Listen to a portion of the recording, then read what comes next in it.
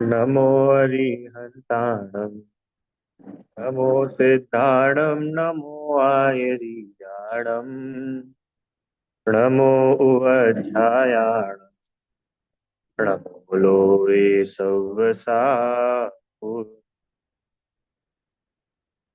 तीन भुवन में सा वीतराग विज्ञानता शिव स्वरूप शिव का नमः त्रियोग समाधि के। पंडित दौलत राम जी द्वारा रचित ये छह ढाला ग्रंथ है।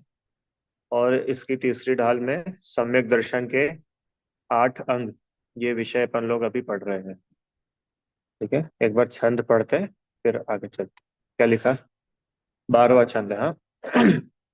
जिन वच में शंका न धार वृष भव सुख वांछा भाने मुनि तन मलिन न देख घिनावे तत्व कुतत्व पिछाने निज गुण अरु पर अवगुण ढाके वा निज धर्म बढ़ावे कामादिक कर वृष ते चिगते निज पर को सुदृढ़ा।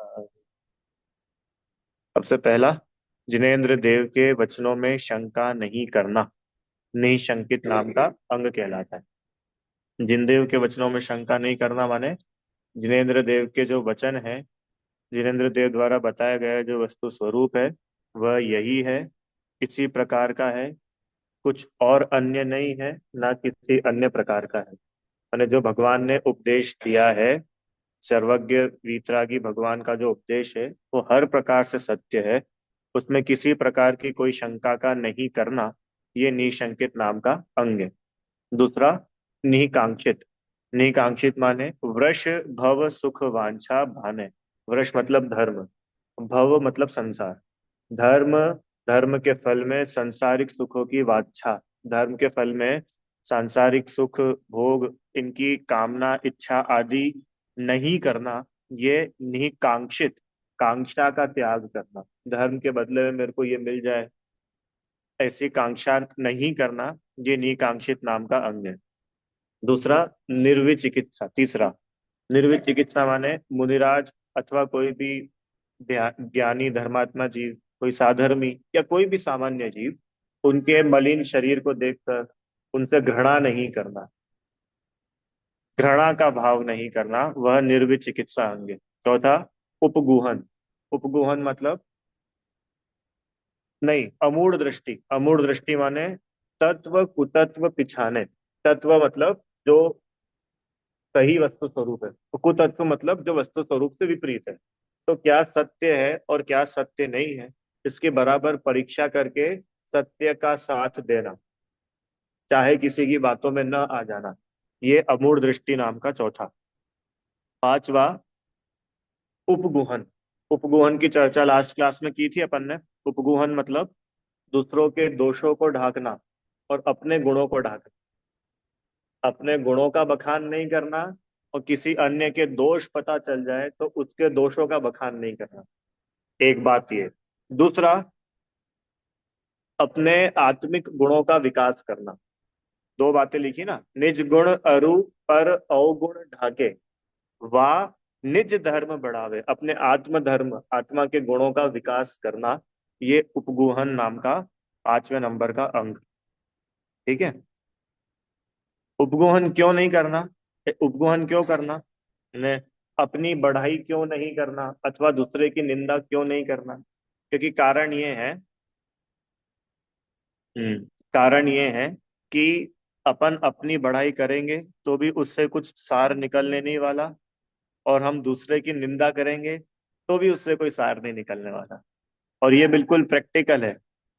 देखो, कभी भी आप लोग ट्राई करना, आपको किसी की भी कोई कमी पता चल जाए, कोई भी किसी के बारे में कि भैया ये इसने गलत किया, या मालूम है इसके यहाँ पर तो ऐसा ऐसा हो गया, पता है उनके घर में पुलिस आ गई, कोई भी किसी के बारे में अपने को पता चल जाए। अब सुनना भैया, मैं उसके साथ जो कुछ भी बुरा हुआ, उसके साथ जो कुछ भी गलत हुआ, या उसने जो भी खराब काम किया, वो दूसरे को नहीं बताना, इसका नाम उपगुहन है, उसको ढाकना। अब प्रश्न, अगर मैं वो दूसरे को बता दूंगा तो उससे क्या हो जाएगा, ये विचारो। उस दिन आप बात हुई थी ना कि भैया ऐसा क्या हो कि वो बात हमारे पेट में ही रहे, वो बाहर ना निकले। तो जब भी वो बाहर निकालने का मन हो, एक बार बस इतना सा विचार करना कि अगर मैं ये बात किसी और को बता दूंगा तो उससे मिलने क्या वाला है। उससे क्या मिलेगा, जैसा मान के चलो मुझे आपके बारे में कोई चीज पता चल गई। हम्म। तो दो बातें, या तो मैं उसको सब जगह बता बता करके उसकी बिल्कुल वायरल कर दूं। दूसरी बात ये है कि भैया ठीक है जो है, अब अपन दूसरों को बता के क्या करें। अच्छा मैंने सबको बता भी दिया तो क्या उससे आपकी वो कमी दूर हो गई क्या? नहीं हुई, क्योंकि मैंने जिसको भी बताया उसका तो उस बात से कोई लेना देना ही नहीं था। बराबर। पर इससे हुआ क्या, इससे हुआ ये कि हमारा वो अन्य जीव के प्रति द्वेष भाव बढ़ गया, कशाय बढ़ गई। समझ में आया? अभी जैसे मानो अपने को किसी के बारे में खबर लग जाए कि भाई फलाने फलाने कोई है, इनके यहाँ पर तो ऐसा हो गया, इनका तो आज पुलिस आई थी, या इनका कुछ भी, इनका इनकम टैक्स वालों ने छापा मार दिया। अब इतनी सी खबर अपने को सुनने में आ जाए, और मान के चलो अपने कोई साधर्मी भी है संदीप भैया, और वो साधर्मी कोई है, उनके यहाँ पे किसी का छापा पड़ गया, टैक्स वालों का है कोई भी।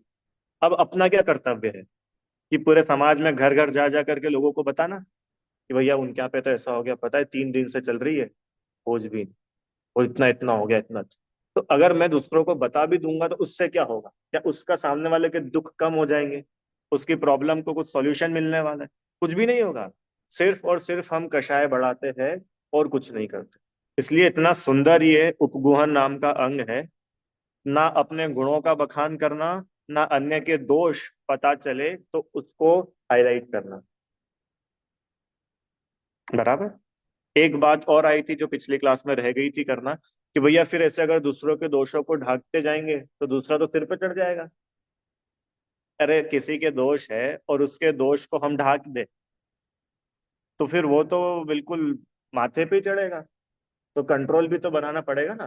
तो एक अपन ने उसका व्यवहारिक दृष्टिकोण तो देखा ही था कि जिस प्रकार से माँ अपने बच्चों का पालन पोषण करती है, टेक्निक से कहाँ बच्चे को डांटना, कैसे डांटना, कितना बोलना, ऐसा ही इधर भी समझना कि अगर किसी का दोष अपने को पता चले तो कब उसको टोकना, किस प्रकार से बोलना, क्या बोलना, अच्छा अपन उसको समझाने के पद पर है कि नहीं है, इतना विचार करना। दूसरी बात कि अपने को किसी का दोष बिल्कुल दिख ही रहा है सामने और बिल्कुल गलत बात है, तो फिर उसके लेवल से, क्या लेवल से, कि पहले उस व्यक्ति को पर्सनल जा करके बोलो कि भैया ये चीज गलत है, ये शास्त्रों में ऐसा लिखा और तुम गलत करते हो। फिर भी वो व्यक्ति नहीं समझे तो उससे बड़ा जो उसके माथे पर हो, उसके गुरु हो सकते हैं, उसके माता पिता हो सकते हैं, कोई भी, उनको जा करके बोला जाए। तीसरा, उनकी भी नहीं सुने तो फिर समाज का कोई हेड हो, उसको बोला जा सकता है। ये लेवल्स होते हैं। ऐसा नहीं कि आपने उस व्यक्ति से तो डायरेक्ट बात करी नहीं और सीधे व्हाट्सएप ग्रुप पे चला दिया, ये तरीका नहीं है। सौरभ भैया, हमको किसी के बारे में कुछ पता चले तो सबसे पहला कर्तव्य है कि हम सीधे उससे बात करें, ना कि अन्य दूसरों से जा जा करके बोले। ये उपगुहन ही चल रहा है, क्योंकि ये क्रम है। समझ में, लेवल्स होते हैं ना, ऐसे समझ। ठीक है भाई। अब पांचवा अपने को आज शुरू करना है, पांच थोड़ी, छठा है, छठे नंबर का। क्या नाम है इसका? निर स्थितिकरण। स्थितिकरण बड़ा गजब का अंग है ये। स्थितिकरण मतलब क्या है, देखो लास्ट लाइन लिखी है ना, काम, ये दिख रही है, थोड़ा थोड़ा तो पढ़ने में आ रहा है। देखो क्या लिखा है, कामादिक कर वृषते चिगते निज पर को सुदृढ़ावे।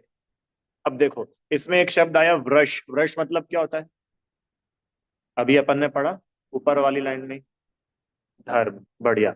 वृष भाव सूक्त में पढ़ा ना, वृष मतलब धर्म। कामादिक तय, वृषते चिगते, कामादिक मतलब कोई काम विकार आ जाए, अथवा कोई कषाय आ जाए, कोई कमजोरी आ जाए, कोई परिणाम किसी के गिरने लग जाए, तो इस वजह से अगर कोई व्यक्ति धर्म से गिर रहा हो, माने कोई धर्म के मार्ग पे चल रहा है और उसकी लाइफ में कुछ ऐसी सिचुएशन आ जाए कि उस वजह से वो धर्म मार्ग में आगे नहीं बढ़ पा रहा है, उल्टा उसका पतन हो रहा है, वो और गिर रहा है धर्म मार्ग से। वृषते चिगते, चिगना मतलब गिरना। काय से गिरना? धर्म मार्ग पे जो वो लगा हुआ था, कोई भी धर्मात्मा, साधर्मी, मुनिराज, त्यागी, व्रती, माता जी, आर्यिका, कोई भी हो, कोई धर्म मार्ग पर लगा है और किसी परिस्थिति के कारण वो अगर उस धर्म मार्ग से गिर रहे हैं, तो ये स्थितिकरण अंग ये बोलता है कि उसको पुनः धर्म में स्थित करना। जो धर्म में मार्ग फॉलो कर रहा था, धर्म मार्ग में चल रहा है, अगर वो कोई भी परिस्थिति हो, उस वजह से अगर वो धर्म मार्ग से गिर रहा है, पीछे हट रहा है, तो ये एक साधर्मी, ध्यान ज्ञानी धर्मात्मा जीव का ये कर्तव्य है कि पुनः उसको धर्म मार्ग में लगाना, पुनः धर्म मार्ग में स्थित करना। तो स्थितिकरण, ठीक है, सरल सा अर्थ हुआ। स्थित करना, काय में स्थित करना? कि जहां से वो गिर रहा है वहां स्थित करना। जैसे होता है ना भाई, अरे अपने घर में कोई बड़े होते तो बोलते चलो तुम, हम तुम्हारे साथ खड़े, घबराना नहीं बेटा, हम हैं तुम्हारे साथ। तो कोई बस अपने को इतना सा बोल दे, तो अपने को कितना कॉन्फिडेंस आ जाता है कि नहीं, वो अपने साथ वो है, अपने ऊपर उनका हाथ है। ऐसे ही कोई धर्मात्मा, अब देखो कितनी अच्छी बात लिखी यहाँ पे, कोई ही नहीं, अपन भी। उसमें दो बातें लिखी ना, निज पर को सुदृढ़ावे, माने कषाय, क्रोध, काम या किसी भी परिस्थिति की वजह से अगर हम भी अथवा कोई दूसरा भी धर्म मार्ग से पीछे हो रहा है, धर्म से गिर रहा है, तो हमको स्थितिकरण करना आना चाहिए। ठीक है, ये तो इसका सामान्य सा अर्थ हुआ। सुदृढ़ावे, दृढ़ावे मतलब दृढ़ करे। वो धर्म मार्ग से चिग रहा था, तो उसको पुनः दृढ़ करना, वापस धर्म मार्ग में लगाना। ठीक है, ये इसका सामान्य अर्थ हुआ। अब थोड़ा इसका विशेष देख लेते हैं अपन। देखो भैया, कामादिक कर वृषते चिगते, निज पर को सुदृढ़ावे। काम, क्रोध, लोभ आदि आदि किसी भी कारण से सम्यक्त्व और चारित्र से भ्रष्ट हुए अपने को तथा पर को धर्म में स्थिर करना, धर्म में पुनः लगा देना, इसको स्थितिकरण अंग कहते हैं। अब ये बड़ा इंपॉर्टेंट है। हम ही देखते हैं अपने जीवन में कितने लोग अपने को इससे मिलते हैं कि जो चाहते हुए भी धर्म नहीं कर पाते, उनको क्योंकि वैसा माहौल ही नहीं मिलता। बिल्कुल बहुत ही बाहर से अपन बात करें, बिल्कुल बहुत बाहर से, अभी सम्यक तो और चारित्र की बात नहीं है, बिल्कुल मोटा मोटा जिसको अपन धर्म बोलते हैं कि भैया मंदिर आया करो। मंदिर आना तो बिल्कुल बेसिक बात है ना, रोज भगवान के दर्शन किया करो। हाँ, रोज रोज अभिषेक करो, ना सही रोज कर सको कम से कम अष्टमी चतुर्दशी किया करो। तो ऐसा एक बिल्कुल पहला कदम है ये तो। अब वो पहला कदम है, वो व्यक्ति चाहता भी है कि मैं रोज जैन देव के दर्शन करूं, मैं रात्रि भोजन ना करूं, पर उसके लाइफ में सिचुएशंस ही ऐसी है कि वो नहीं चाहते हुए भी वो, उसको देव दर्शन छूटते हैं, नहीं चाहते हुए भी रात्रि भोजन करता है। अब हमारा ये कर्तव्य है, धर्मात्मा ज्ञानी जीव का एक कर्तव्य है कि उसकी उन परिस्थितियों को सॉल्व करे और उसको धर्म मार्ग में लगाए। समझ में आ रहा है? तो कितने जीव ऐसे होते हैं जैन, जो उनको समस्या होती है, मान लो फाइनेंशियल कोई प्रॉब्लम है, तो सुबह 3 बजे से उठ करके, सुबह 4 बजे से उठ करके काम करने जाना पड़ता है, घर से 30 किलोमीटर 40 किलोमीटर दूर जाना पड़ता है। हम्म, होता है ना। अब ऐसा व्यक्ति है, वो क्या देव दर्शन कर पाएगा? ऐसा व्यक्ति है, वो क्या रात्रि भोजन छोड़ पाए? तो भाई, हमारा आपका, अगर हम सक्षम हैं, अगर हम कर सकते हैं, तो उसकी हेल्प करना चाहिए। ये स्थितिकरण है। अपना कोई साधर्मी धर्म मार्ग से च्युत हो रहा है, गिर रहा है, तो ये अपना कर्तव्य है कि अपन उसकी व्यवस्था करें, उसको कोई ऐसा जॉब, ऐसी कोई नौकरी, ऐसा कोई बिजनेस अपन सेट करके दे कि भैया तुम इतना जाते हो, परेशान होते हो, एक काम करो तुम, है ना, हम तुमको यहीं पे काम करवाते हैं। तो ये तो तो धर्मात्मक बना है। समझ में आ रहा है कि नहीं यार? ये स्थितिकरण बिल्कुल बहुत बेसिक वाला बता रहा हूं मैं। क्या कि अगर हमारा कोई साधर्मी धर्म मार्ग में लगना चाह रहा है और किसी भी परिस्थिति कारण से वो नहीं लग पा रहा, तो ये अपनी ड्यूटी है कि अगर अपन कैपेबल है, सक्षम है, तो उसकी हेल्प करें। फाइनेंशियली कर सके तो फाइनेंशियली करें, फिजिकली कर सके तो फिजिकली करें। समझ में? इमोशनली कर सके तो इमोशनली करें। अरे जरूरी थोड़ी कि भाई पैसे से ही सबकी हेल्प करना है। समझ में आ रहा है? और कितनी बातें होती है बिल्कुल बेसिक है, और ये रोज डेली लाइफ में चलती है। डेली। देखो आपको एक बहुत बेसिक सा एग्जांपल, बिल्कुल घर का एग्जांपल देता हूँ। मान के चलिए घर में मम्मी है, पापा है, बच्चे हैं, और मम्मी को किसी कारण से भोजन नहीं बनाना है। तो अब ये साधर्मी या पड़ोसी, उसकी जिम्मेदारी है कि घर के लोग बाहर बाजार में अभक्ष नहीं खाए और हम इनके लिए भोजन की व्यवस्था करें। कितनी बेसिक बात है ये। और जैसा हम करें ऐसे दूसरे भी फिर हमारे लिए करें। तो ऐसे तो फिर आपका धर्म पल पाएगा, अन्यथा तो बड़ा मुश्किल है। ये बिल्कुल बेसिक बात कर रहा हूं मैं, बार बार बेसिक इसलिए बोल रहा हूँ क्योंकि अभी उस स्थितिकरण की तो यहाँ बात ही नहीं है। यहाँ तो सम्यक्त्व और चारित्र की बात है। मुनिराजों में होता है ये।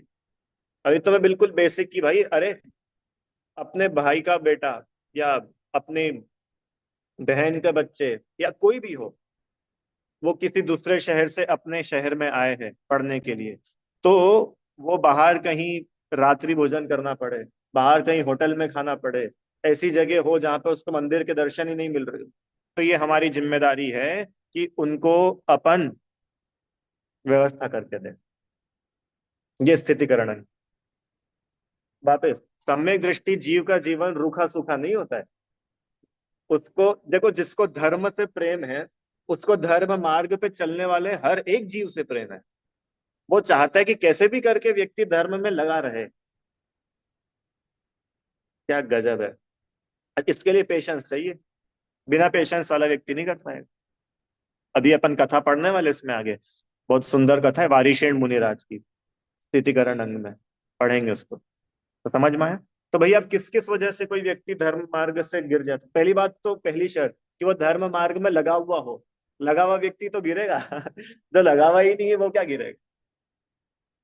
संदीप भैया क्या बोला कि पहली शर्त तो वो व्यक्ति धर्म मार्ग में लगा हुआ हो, अथवा उसकी धर्म की रुचि हो, तो उसको धर्म में लगा सकते हैं। ऐसा नहीं है कि भाई मार मार करके उसको पकड़ पकड़ के चल चल चल चल। इसका नाम स्थितिकरण नहीं है, इसका नाम टॉर्चर है। अरे आपको समझ में आ रहा है कि नहीं आ रहा है? कितने कितने ही जीव ऐसे हो कि वो जबरदस्ती किसी से धर्म कराना चाहिए कि नहीं, हमने पढ़ा था धर्म मार्ग में लगाना चाहिए, तो क्या करते हैं? जबरदस्ती चलो, तुमको तो बैठना ही पड़ेगा, तुमको तो रोज अभिषेक करना ही पड़ेंगे, पूजा तो करनी पड़ेगी, और आहार देने तो जाना ही पड़ेगा। अरे भैया ऐसे धर्म नहीं होता, हो ही नहीं सकता। उल्टा वो जितना उसके हृदय में धर्म की रिस्पेक्ट थी ना, वो भी खत्म हो जाएगी। तरीका ये है कि हम स्वयं धर्म को समझे और हमारा जीवन इतना बढ़िया जोरदार हो कि सामने वाला अपने जीवन को देख करके धर्म में आ जाए। यार ये इतने मजे में रहते हैं, अपने को भी ऐसा मजा चाहिए। हमने देखा कि कितनी बड़ी से बड़ी प्रॉब्लम भी आ जाए, लाखों का करोड़ों का घाटा आ जाए, मजाल इनके माथे पे एक सल भी आया हो। ये धर्मात्मा लोगों का जीवन होता है। अपन को भी धर्म सीखना चाहिए। अपना जीवन अभी आगे आने वाला है प्रभावना अंग। अपना जीवन ही इतना अच्छा हो कि ऑटोमेटिक जीव अपने को देख करके धर्म की ओर खींचा चला है, अपने को जबरदस्ती उसको खींच खींच करके ना ले जाना पड़े। समझ में आया? तो ये धर्म की रुचि कैसे उत्पन्न होगी कि हम जब स्वयं धर्म का लाइफ फॉलो करेंगे, हम स्वयं जब धर्ममय होंगे, तो ऑटोमेटिक धर्म का माहौल बनता है। सारे काम होते ऑटोमेटिक, करवाना नहीं पड़ता। अरे करवा दे तो छोटे छोटे बच्चों से है कि भाई ठीक है वो बच्चा है, उसको सही गलत का पता नहीं है, तो वो इधर उधर टाइम पास करेगा, तो उसको अपन मंदिर लाते। बच्चों के साथ तो, बहुत छोटे बच्चों के साथ तो फिर भी जबरदस्ती की जा सकती है। 15 साल के बच्चे के साथ नहीं कर सकते हो आप। 12 साल के बच्चे के साथ, 20 साल के युवा के साथ नहीं कर सकते। समझ में आया? तो इतना अपने को समझ में आना चाहिए। अब इतनी तो बिल्कुल बेसिक बात हो गई। अब देखिए आगे क्या लिखा है। कषाय की वजह से, वेदना से, दरिद्रता, आगे दरिद्रता, दरिद्रता से धर्म छूटता हो तो उपदेश देकर, पथ्य, पथ्य मतलब दवाई, इलाज, इलाज आदि कराकर, भोजन, औषधि, धन आदि के द्वारा वह जीव को स्थिर करना चाहिए। देखो बहुत सारी बात है। ऐसा नहीं है कि अकेला कि भाई अपने पास पैसे होंगे तो ही अपन किसी की हेल्प कर पाएंगे। जब चार दान पढ़े थे तब भी समझा था, दान देने के लिए पैसे की जरूरत ही नहीं है, क्योंकि चार दान में पैसे का तो नाम ही का है। आहार दान, औषधि दान, अभय दान, ज्ञान दान, का है पैसे का नाम। ऐसे ही किसी को तीव्र कषाय हो और उस कषाय की वजह से वो धर्म मार्ग से छूट जाए, धर्म में लगा हुआ है पर कर्म का उदय है, ये तो कैसा भी आ सकता है, किसी को भी आ सकता है, किसी भी टाइप में आ सकता है। तो आप देखो कैसे कैसे कर्म का उदय आया जीवों पर। अंजना सती के ऊपर कर्म का उदय आया कि नहीं आया? कैसा कर्म का उदय आया कि उनको उन्हीं के घर वालों ने घर के बाहर निकाल दिया। पवन कुमार के माता पिता ने घर के बाहर निकाल दिया। पता चला कि भैया अंजना तो प्रेग्नेंट है और पवन कुमार तो महल वहां गए युद्ध करने के लिए, तो ये जरूर इनका चरित्र भ्रष्ट है, इनको बाहर निकालो। ऐसी पवित्र सती को बाहर निकाल दिया। अब आप सोचो, फिर वो कहाँ गई? अपने पिताजी के पास गई। स्वयं के पिताजी ने, भाई ने, उन्होंने बाहर निकाला। जंगल में थी, और जंगल में सिर्फ एक उनकी सहेली उनके साथ जो थी वो थी, और उसने उनका स्थितिकरण किया। कर्म का उदय तो कैसा भी आ सकता है ना, किसी को भी आ सकता है। तीर्थंकर जैसे जीवों के भी आ जाता है, तो सामान्य जीवे के तो आ ही सकता है, आते ही है। तो चाहे किसी को कैसे भी कर्म का उदय आए, उस कर्म के उदय में ही होगा सब कुछ। कषाय भी होगी तो कर्म के उदय में होगी। कषाय जो होती ना, जैसे मैंने गुस्सा किया, तो गुस्सा क्या है? कर्म का उदय है ये। चारित्र मोहनी कर्म का उदय है कषाय। आठ कर्म होते हैं ना, आठ कर्मों में एक मोहनीय कर्म होता है। तो मोहनी कर्म में चारित्र मोहनी कर्म के टाइप से ही क्रोध, मान, माया, लोभ, 25 टाइप्स होते हैं। तो ये कषाय होती है, ये कर्म के उदय से होती है। अब स्थितिकरण करना है, स्थितिकरण करना है मतलब कि वो कितने जीव दिखते हैं ऐसे कि भाई जब कषाय हावी हो जाती है ना, उसको धर्म भी अच्छा नहीं लगता। अरे तुम तुम्हारा धर्म अपने पास रखो। हाँ, होता है कि नहीं होता ऐसा? क्या, जब देखो जब भगवान भगवान भगवान आत्मा, तुम रो, तुम्हारी भगवान आत्मा एक तरफ, हमको तो कोई मतलब नहीं है। अब ये कषाय है। अब जिसको अगर स्थितिकरण करना आता है, उसको पहले में पहले उस जीव को कषाय से भिन्न देखना पड़ेगा कि कषाय अलग है और ये जीव अलग है। और जब जब कषाय शांत हो, फिर उसको शांति से समझाए तो जीव समझ जाए। और नहीं भी समझे तो कम से कम अपन तो कषाय नहीं करेंगे। ये जो आठों ही अंग है ना, आठों अंग इतने गजब के हैं कि इससे दूसरे को फायदा हो या ना हो, और हमको तो फायदा है ही सही। समझ में आया?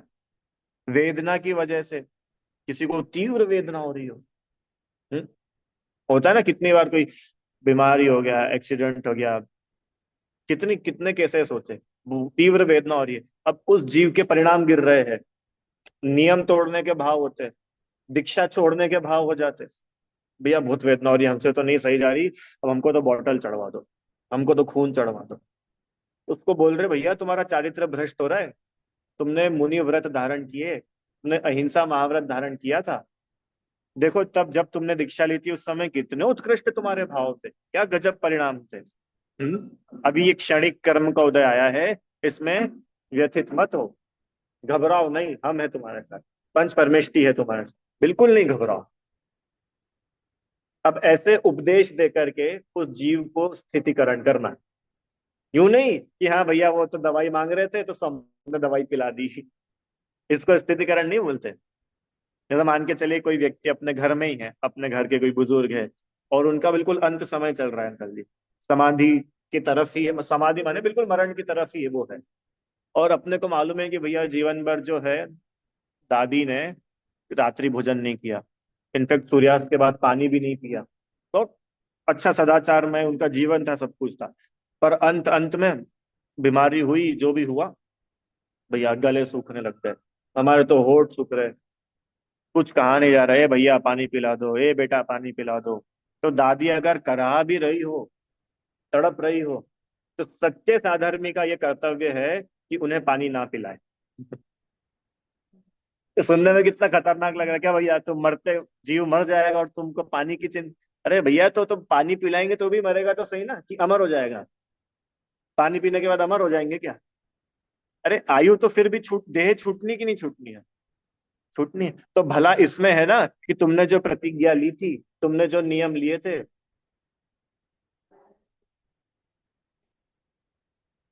हाँ हाँ हाँ हाँ हाँ हाँ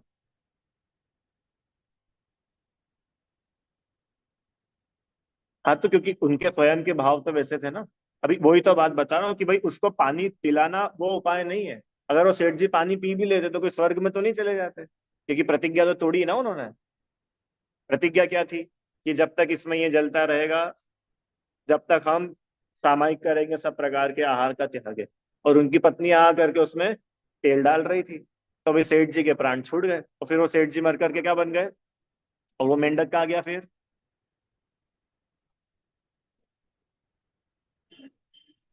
कहाँ गया वो मेंढक? समो शरण में। याद है कहानी, सुना आपने? फोटो देखा है क्या? एक मेंढक अपने मुंह में एक फूल फूल लेकर के जा रहे थे, ऐसे फुदक फुदक करके, कि महावीर भगवान का समो शरण आया है, चलो दर्शन करेंगे, चलो दर्शन करेंगे। तो वो तो पहुंच रहा था, इतने में राजा श्रेणिक भी जा रहे थे अपने हाथी पर बैठ करके, और उनके हाथी के पैर के नीचे आकर के ही वो मेंढक के प्राण छूट गए। पर इतने उत्कृष्ट भावों के साथ मरण हुआ, क्योंकि भी जिनेन्द्र देव, साक्षात जिनेन्द्र देव के दर्शन का भाव, कि वो मर करके स्वर्ग में गया, स्वर्ग में गया और जाना कि मैं यहाँ कैसे आया।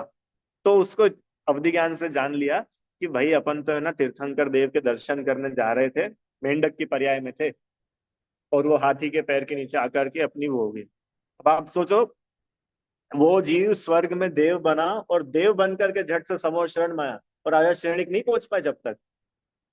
वो तो हाथी पे ही सवार थे राजा साहब। वो मेंढक का जीव वहां पहुंच गया। समझ में आया? अब देखो, उसने भी अपनी प्रतिज्ञा का पालन तो किया ना, चाहे देह छूट गई। अब परिणाम थोड़े से कलुषित थे, इस वजह से तिर्यंत गति मिल गई थी, तिर्यंत हुआ। पर फिर भी उसने अपनी प्रतिज्ञा नहीं छोड़ी जीव ने। अब मैं क्या बता रहा था, कि अगर कोई व्यक्ति ऐसे एक सिचुएशन में वेदना हो, खूब कषाय हो जाए, चिल्लाने लग जाए पानी पिलाओ, अरे भाड़ में जाए तुम्हारा नियम, हमको नहीं कोई नियम वियम पालना, हमको तो पानी पिलाओ। तो ये एक साधर्मी का कर्तव्य है कि भाई हम आपको पूरे जीवन से जानते हैं, आप अपने नियम के प्रति हमेशा दृढ़ रहे, और अंत के अब ये कुछ क्षण मिले हैं, ये तो भाई पूरे जीवन की आज एग्जाम है, आज परीक्षा है। आप धैर्य रखो, क्षमता रखो। अरे सागर सागर भर का भी पानी पी जाओ तो प्यास नहीं बुझती है, तो अभी दो घूंट पानी से और क्या हो जाएगा? अरे नरकों में इतने इतने समय रहे, वहां पीने को एक बूंद नहीं मिली, तो वहां जीवन नहीं था क्या? अरे जीव अपने चैतन्य प्राणों से जीता है, आहार आदि तो बाहर के निमित्त कहे जाते हैं। ऐसा जीव उसको उपदेश देवे, उसको संबोधित करे, तो उसके परिणाम फिर से, अरे हाँ मैं कहाँ चला गया था, मैं गलत सोच रहा था, नहीं नहीं मुझे माफ कर। हाँ, क्या गजब है। आप कभी अवसर मिले तो समाधि मरण के जो प्रकरण होते हैं ना, उनका स्वाध्याय कीजिएगा।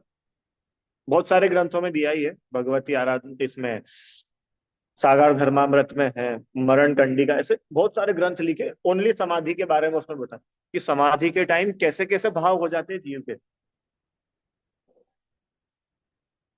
हाँ, 48 मुनिराज एक मुनिराज की समाधि कराते हैं, सबके अलग अलग डिपार्टमेंट्स होते हैं।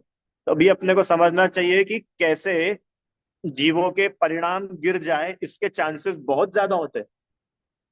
स्थितिकरण में अपन ने क्या पढ़ा, कि कोई भी व्यक्ति किसी भी कर्म के उदय की वजह से उसके धर्म से परिणाम गिरने लगे, तो उसको पुनः धर्म में लगाना। हम्म। भाई नहीं नहीं, इनको पानी पिलाओ, अब देखो उन्होंने पानी का बोल तो दिया ही है, तब नियम तो टूट ही गया। अब नियम टूट गया सो पिला दो। अरे ऐसा बोल देने से कोई नियम नहीं टूटता है, उत्तल जी।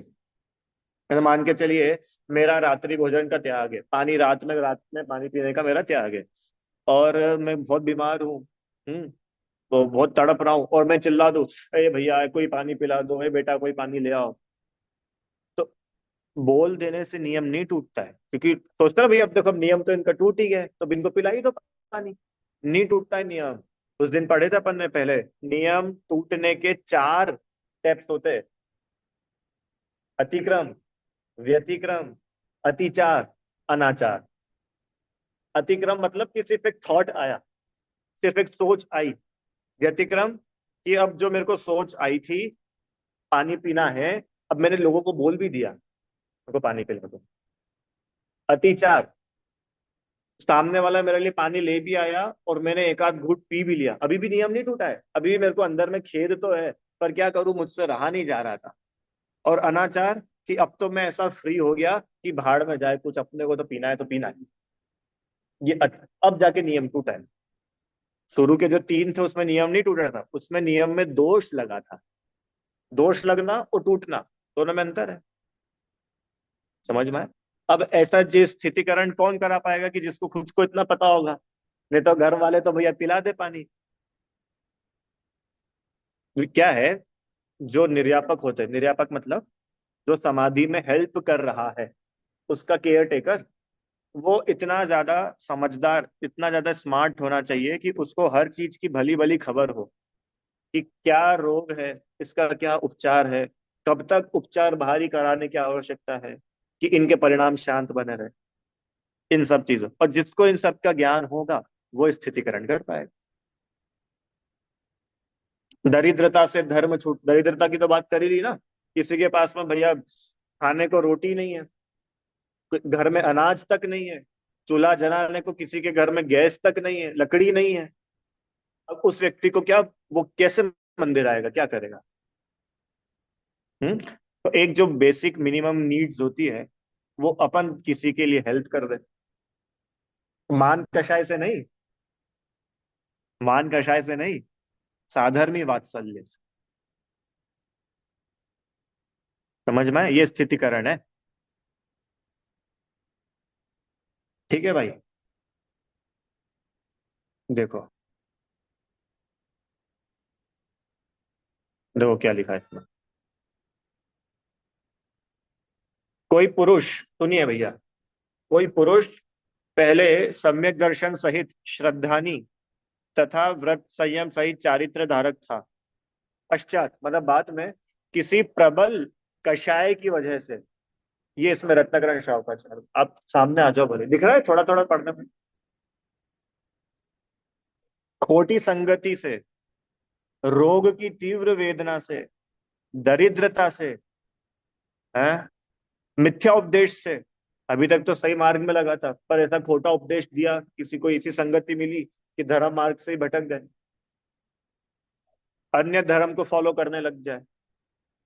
हम्म तो ऐसे जीव का स्थितिकरण करके उसको पुनः धर्म में लगाना है। देखो लिखा है, मिथ्या दृष्टियों के मंत्र, तंत्र, चमत्कार, इनको देखकर सच्चे श्रद्धान व आचरण से चलायमान होना। कितना स्पष्ट लिखा, समझ में आ रहा है ना, कितनी सरल भाषा है समंत भद्राचार्य की। क्या बोला उन्होंने कि कोई जीव जो श्रद्धानी मतलब सम्यक दृष्टि था, धर्मात्मा था, चारित्र का धारक था, चारित्र भी पालता था, पर किसी कषाय की वजह से, किसी खोटे उपदेश की वजह से कोई ऐसी संगति मिल जाए उसको कि वो जो जितना धर्म में लगा था उससे और क्या हो गया, पीछे हो गया, और ऐसे लोगों की संगति में आ गया जो उसको और विपरीत खोटा उपदेश देने लगे और वो भी खोटे मार्ग को अपनाने लग जाए।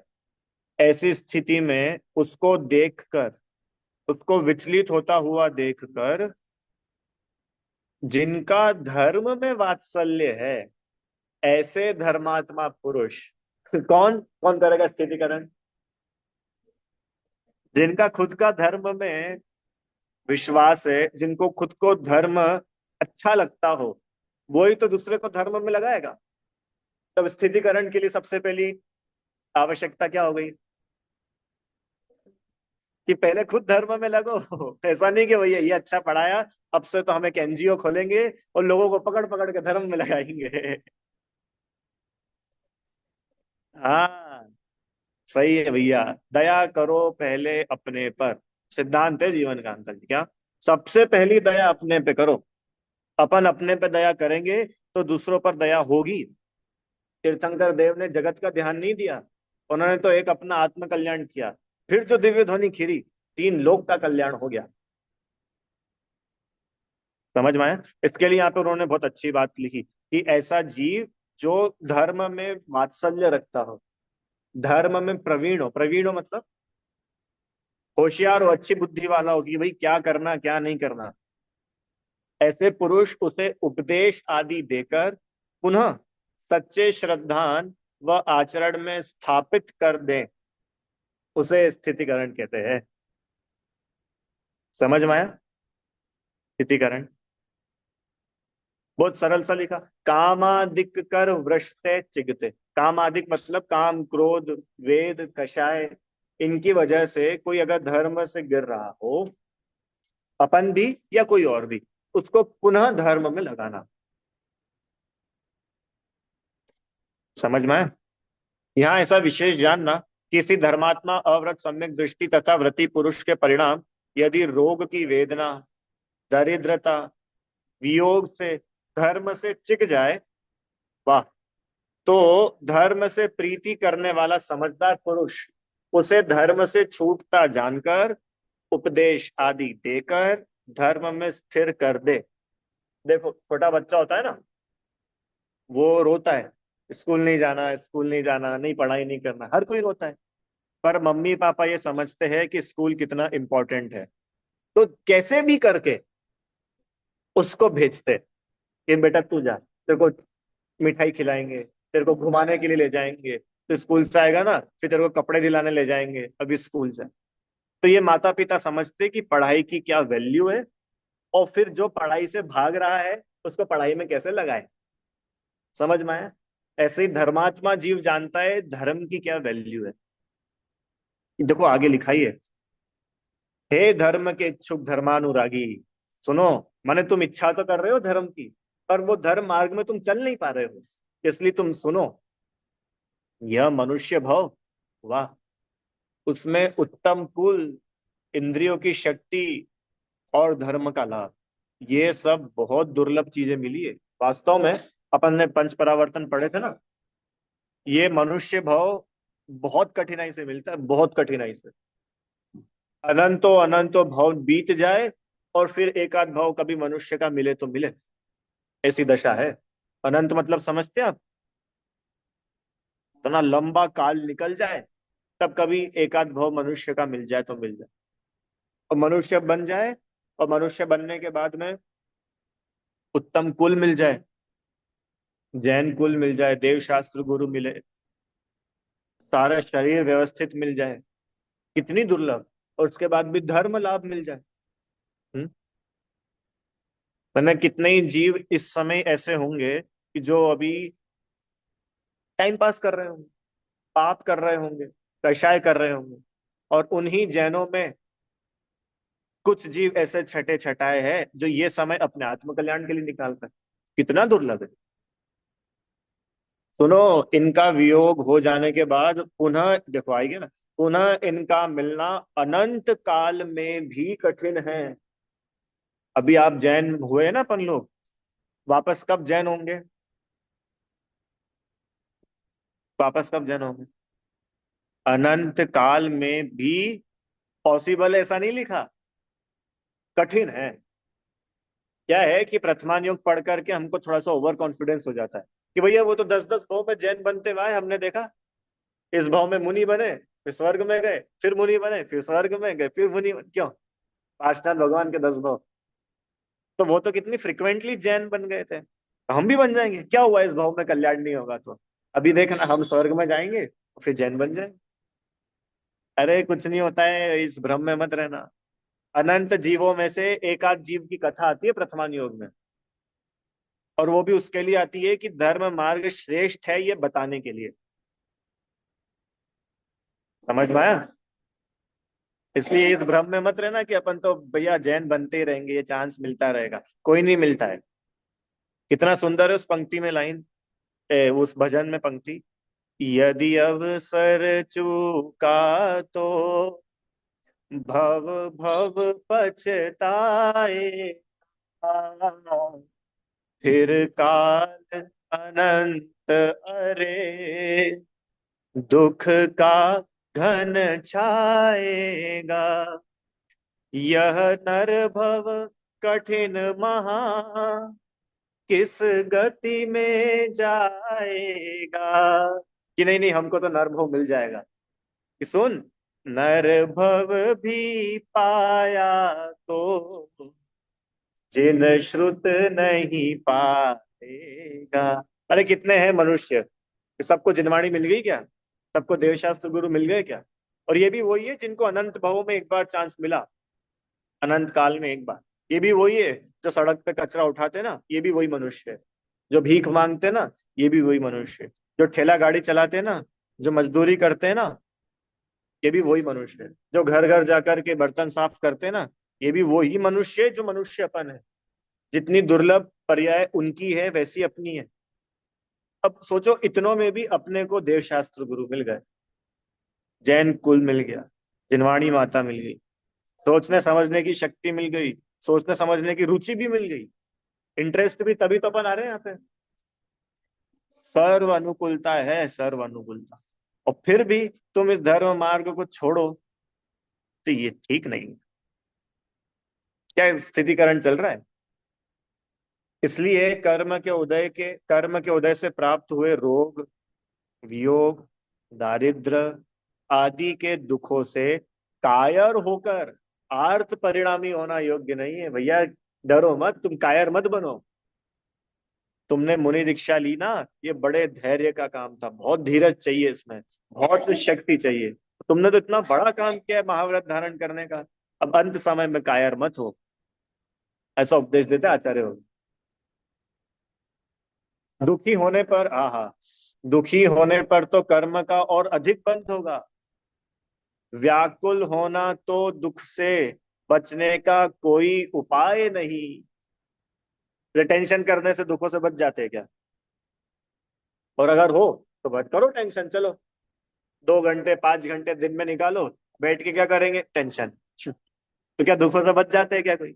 उल्टा, दुखी होने वाला व्यक्ति तो और कर्म बांधता है और फिर दुखी होता है। आर्त ध्यान कर बीज दुख के बोना तो अविवेक हो।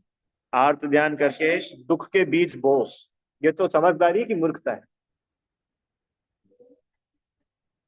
हाँ। और पहले कर्म बांध देते सो अभी उदय में आए।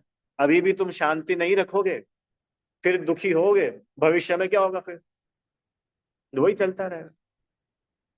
इसके लिए कायर होकर भागोगे तो कर्म तो नहीं छोड़ेगा, और धीर वीर पनों से भोगोगे तो भी कर्म नहीं छोड़ेगा। दोनों बात है। देखो भाई, कर्म का तो उदय आना है, पक्की बात है। शांति से अगर तुम भोगो तो ठीक, बेचैन होकर के भोगो तो ठीक। भोगना तो है, कर्म बांधे है तो उदय में आएंगे।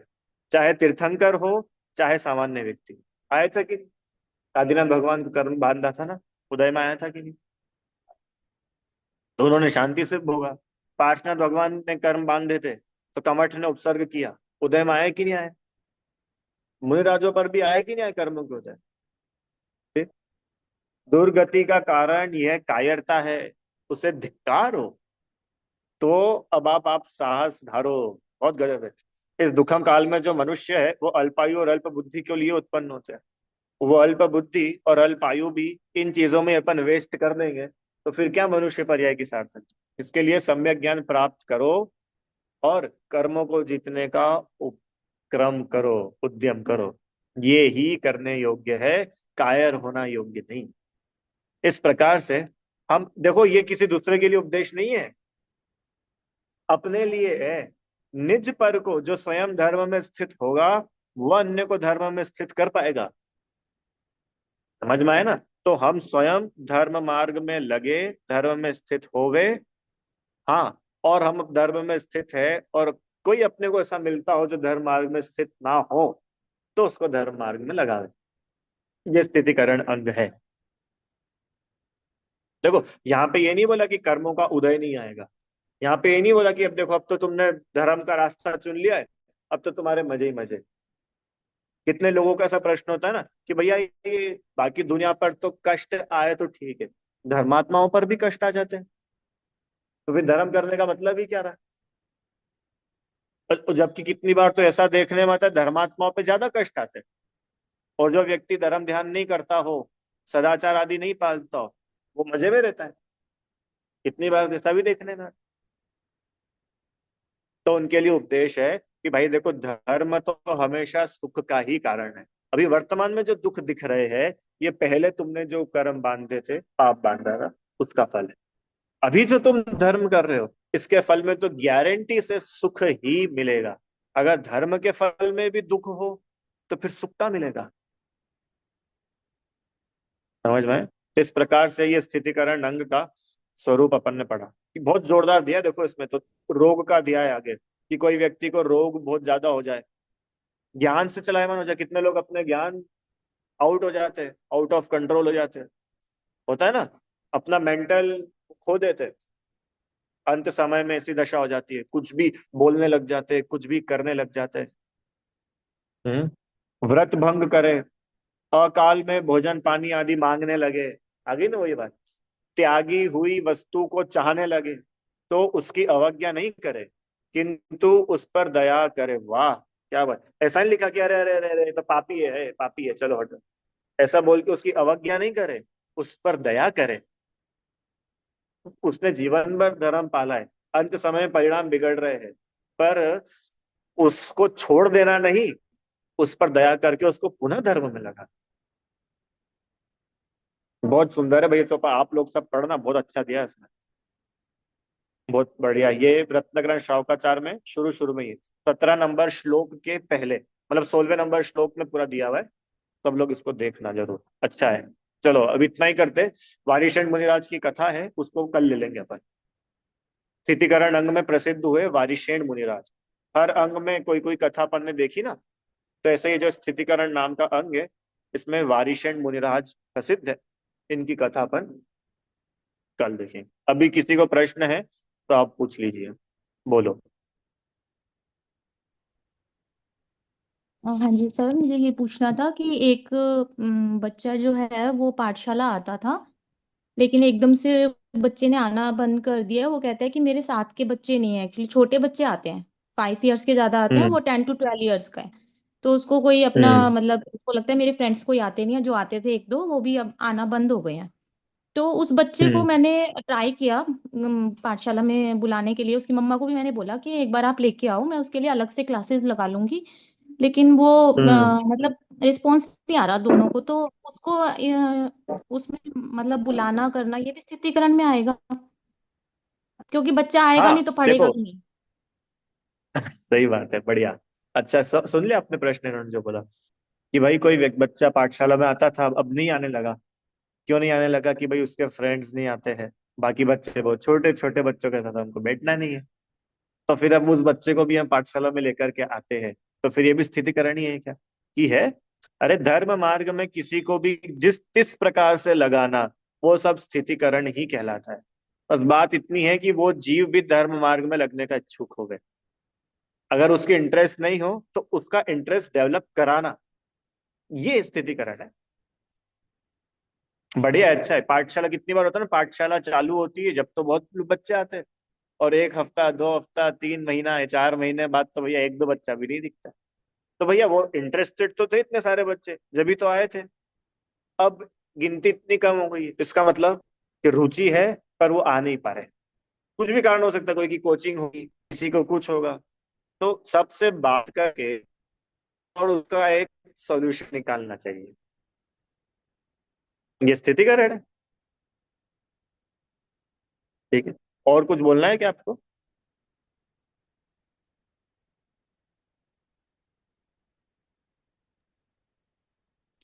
आप थोड़ा सा सजेस्ट कर दीजिए। एक्चुअली वो उसकी मम्मा भी बता नहीं रही है, मतलब भेज नहीं रही है। मैं चाह रही थी एक बार कि वो आ जाए, तो मैंने ये भी बोला कि बड़े बच्चों के लिए अलग क्लासेस लगा लेंगे, लेकिन वो तो बच्चा आएगा नहीं। एक्चुअली वो पढ़ने में भी काफी अच्छा था, काफी सारे क्वेश्चंस वगैरह भी करता था, उसका इंटरेस्ट भी है आने का। लेकिन जो पेरेंट्स है ना, कई ठीक है, बार क्या अच्छी होता है, बात है। बच्चे ने मना किया तो पेरेंट्स भी मान गए कि चलो ठीक है, अभी रहने दो, तुम्हारे फ्रेंड्स नहीं जा रहे तो आप भी रहने दो। तो वो मतलब वो बन नहीं पा रहा है, लेकिन बच्चा पढ़ना चाहता है, तो उसको बढ़िया। कैसे देखो बढ़ाया भैया, जाए। इसके लिए तो बच्चे का स्थितिकरण बाद में करो, मम्मी पापा का पहले करो। मैं तो सही में हमेशा बोलता हूँ, बच्चों को तो संस्कारित करने की जरूरत है ही नहीं, माता पिता को कर दो। क्योंकि अभी तो माता पिताओं में ही संस्कारों की कमी है। बच्चों में तो क्या संस्कार दे। अरे बच्चे को पाठशाला में कितना ही पढ़ा दो, बेटा रात्रि भोजन नहीं करना, अब घर में ही उसके रात में बनता है तो बच्चा क्या करेगा। नहीं समझ में। और ये बिल्कुल प्रैक्टिकल बात बोली आपने। हम लोग तो शिविर वगैरह में जाते पढ़ाने, और ऐसे भी बहुत लोग मिलते हैं। मम्मी ने बच्चे को पाठशाला भेजना बंद कर दिया। पता है क्यों? क्योंकि पाठशाला में ये सिखाया था आलू नहीं खाते। और हमारा बच्चा धर्मात्मा हो जाएगा, कभी महाराज जी बन गया तो पाठशाला ही नहीं भेजो। ऐसी दशा है। बहुत आते हैं ऐसे कि भाई बच्चा तो आना चाहता है, पर वो क्या करे, आपने बच्चे को इतना धर्मात्मा, हमारा बच्चा इतना अच्छा हो गया, हमने सोचा नहीं था।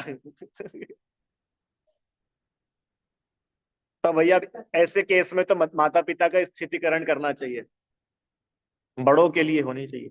और देखो, ये जो भी हो, एक बात अपने को बिल्कुल और बिल्कुल बहुत पक्की श्रद्धा तो ये होनी चाहिए कि मैं उसमें ही समझा था अपन ने उपगुहन में, किसी से अपेक्षा नहीं करना। निरपेक्ष भाव से धर्म साधना जो जीव करता है वह कल्याण करता है। और जहां आपके जीवन में अपेक्षा हो गई, अभी जैसे मैं क्लास लेता हूँ और मेरे को कल से अपेक्षा हो जाए कि भाई मंदिर में कम से कम 30 लोग हो तो मैं लूंगा, नहीं तो मैं नहीं लूंगा। या ऑनलाइन आप कम से कम 25-30 लोग आओ तो मैं लूं, नहीं तो मैं नहीं लूं। तो इसमें क्या होगा? कोई सार नहीं है। निरपेक्ष भाव से किया गया हर एक काम वो फल देगा। और जहां अपेक्षा लग गई वहां कोई फल नहीं। बहुत गजब है, पूरा प्रोसेस है वो। अब भैया निरपेक्ष कैसे हुआ जाए? निरपेक्ष एक ही तरीके से हुआ जाएगा, अपने को अकर्ता देखो और जगत को स्वतंत्र देखो, आप निरपेक्ष हो। समझ में आया? तो फिर क्या करें भैया, बच्चे को पाठशाला लाना है। सोचो कैसे ला सकते हो। ठीक है। माता पिता को जागरूक करने की बहुत ज्यादा आवश्यकता है। मतलब मम्मी पापा को बच्चों को डांस क्लास में भेजने का टाइम है, स्विमिंग क्लास भेजने का टाइम है, 8 घंटे स्कूल में पढ़ने के बाद 4 घंटे और एलएन भेजने का भी टाइम है, पर 40 मिनट पाठशाला का टाइम नहीं है। तो ये तो मतलब माता पिता को ही समझना चाहिए ना कि वो अपनी समाधि नहीं चाहते हैं, वो अपना भविष्य अच्छा नहीं देखना चाहते। क्यों? कि आज अगर बच्चों में संस्कार नहीं होंगे तो भविष्य में वही बच्चे तो बड़े होंगे ना। ऐसा तो नहीं कि जब बड़ा होगा तो कोई दूसरी आत्मा उसमें आ जाएगी।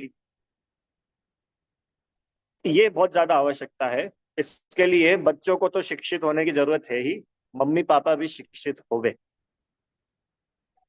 ठीक है, चलो इतना ही करते, समय हो गया। हे जिनवाणी भारती तो ही जपू दिन रहे, जो तेरी शरणा गए सो पावे सुख चैन। जा वाणी के ज्ञान से सूझे लो कालो, वाणी मस्तक नमो हे तू।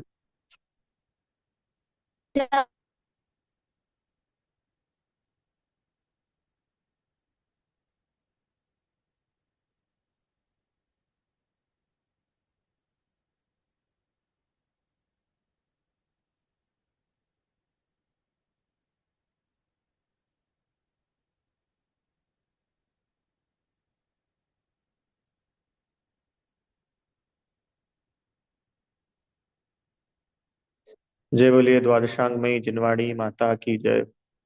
महान जैन धर्म की। अच्छा, आपको प्रश्न है क्या? 1 मिनट, एक प्रश्न और है।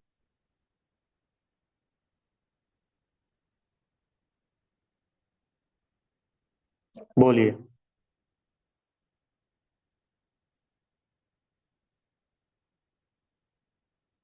अनम्यूट करेंगे।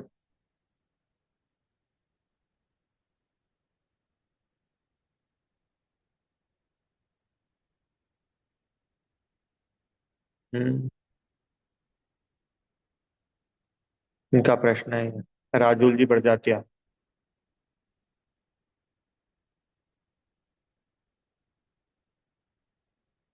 देख लो कभी हो भी अनम्यूट, नहीं तो आप लिख करके भेज दीजिएगा, कल क्लास पर डिस्कस कर लेंगे।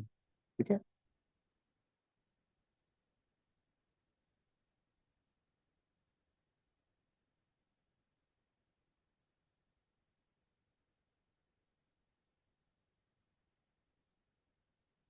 चलो जय